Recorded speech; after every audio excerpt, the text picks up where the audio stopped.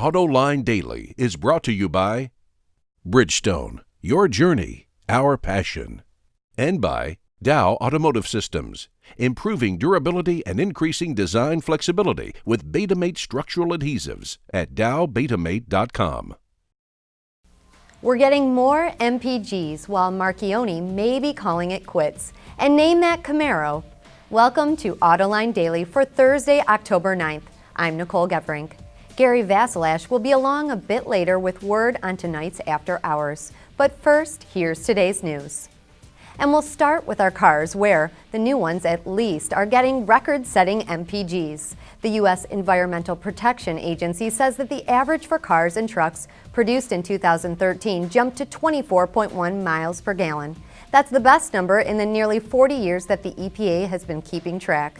But the agency worries that half-a-gallon increase will drop this year as we buy more of the less efficient sport utilities and pickups.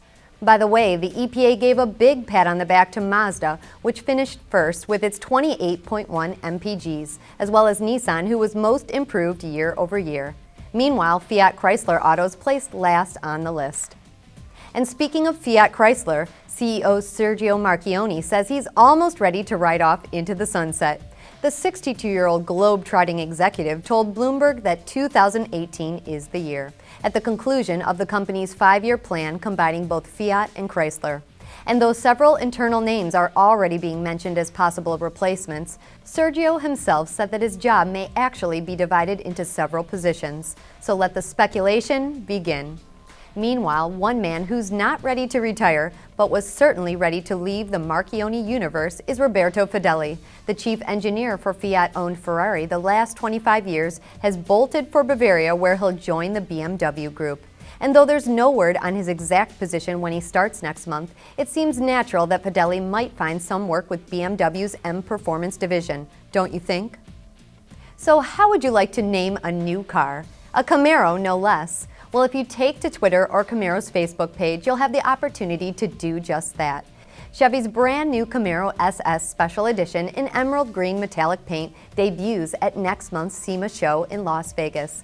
And that's when they'll announce the winning name. The limited run Camaro will go on sale early next year, just in case you want to tell your family and friends when they can buy the performance car that you named. In fact, you may just want to pick one up yourself.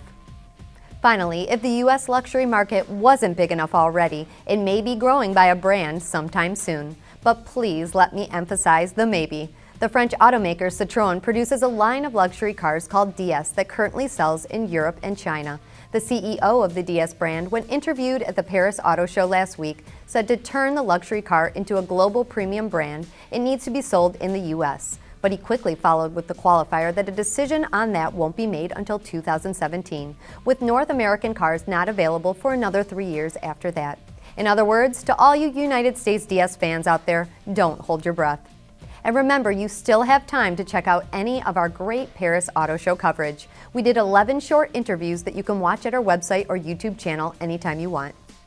Next up, Gary Vasilash is here with a preview of tonight's Autoline After Hours. Here's one of the great things about the all-around performance of our Jeweler tires. Excellent traction. Do you need a ladder? Yes, I do. Okay. At Bridgestone, our passion for performance knows no bounds.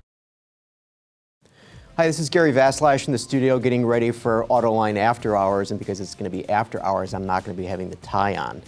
Tonight we're going to be having Stephen Gill, who is a chief engineer within Ford Powertrain, and he's going to be talking to us about the all-new Ford 2.7-liter engine. Now, you'd have to be living in a spider hole for the last 10 months not to know about the F-150 all-aluminum construction. Well, I got to tell you, I drove the F-150 last week, and the 2.7 is a real revelation in that car. So don't worry about the aluminum, that's fine. It's the 2.7 that's of real interest here. In addition to which, there's a lot of other stuff on that truck, which I think we'll be talking about during the show, with Frank Marcus from Motor Trend, along with Keith Naughton from Bloomberg.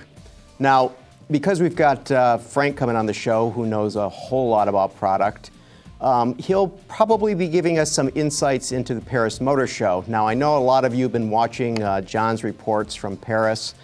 We're going to get some insights into some of the new vehicles there. In addition to which, I mentioned we have Keith Naughton from Bloomberg. Bloomberg has just reported that Sergio Marchionne told them that he believes that there could be a Uber car company, a couple of car companies getting together and becoming the dominant force in the industry. Sergio also indicated that he might be retiring. So I think that Keith Naughton may be able to provide insights for us about that as well. We'll be talking about Tesla. Tesla's making news again today. Very interesting that here's a car company that by its size is very small, but by the attention that it gets, it's very, very large. And I know that we've been guilty about talking about it quite a bit on the show. So, Autoline.tv, 6 p.m. Eastern. I guarantee this is going to be a good show tonight, and I will not have this tie on. So, see y'all later. Thanks. Thanks, Gary.